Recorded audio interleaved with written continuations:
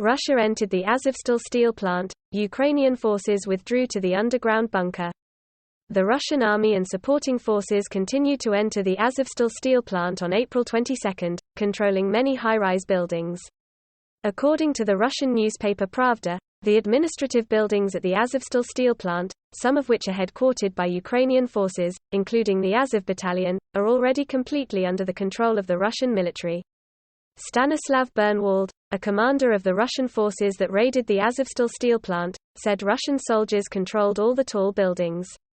The Ukrainian forces, sensing the Russian army's attack, quickly retreated, leaving behind ammunition and documents. Ukrainian forces withdrew completely to the bunker. Sooner or later, they will have to leave their hiding place, the source said.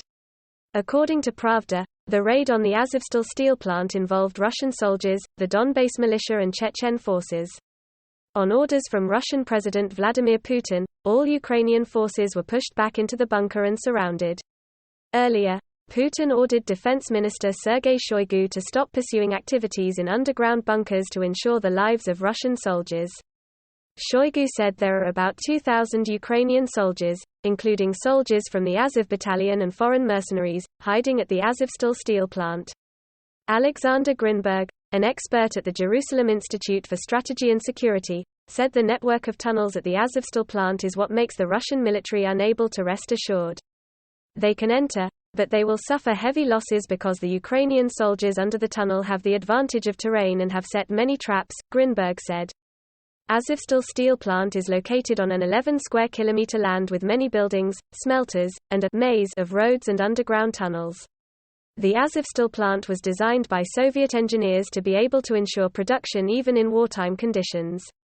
Below the factory, there are 6 floors of underground works, about 24 kilometers long, built of reinforced concrete.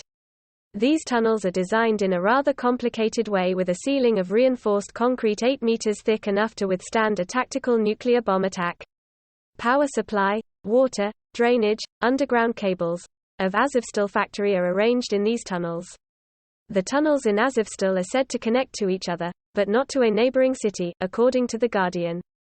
Basically, underneath Mariupol there is another city, Yan Gagan, an advisor to the self-proclaimed Donetsk government, told the RIA Novosti news agency.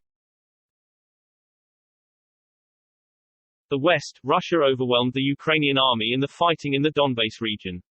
The Russian military has struggled in its military campaign in Ukraine, but things are showing signs of turning around and the conflict could end with a Russian victory, Western officials say.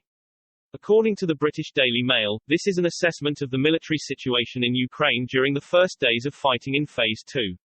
Russia has chosen its targets more carefully, organizing an offensive in eastern Ukraine with troops in battle zones overwhelming the defenses by a ratio of 3-1, according to Western officials. Overall, Western officials say Russian forces have been more effective since Russia appointed General Alexander Dvornikov as commander-in-chief.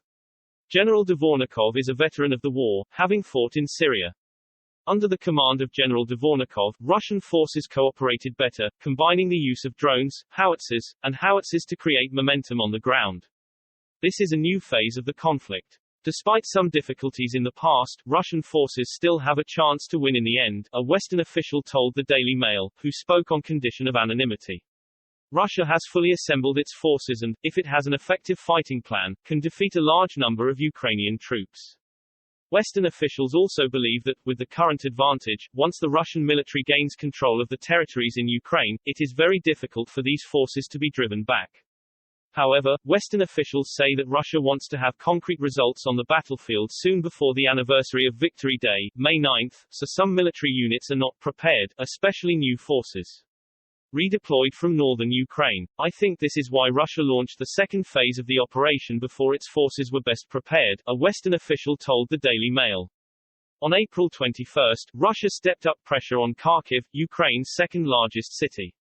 A series of rockets hit Kharkiv, destroying many buildings.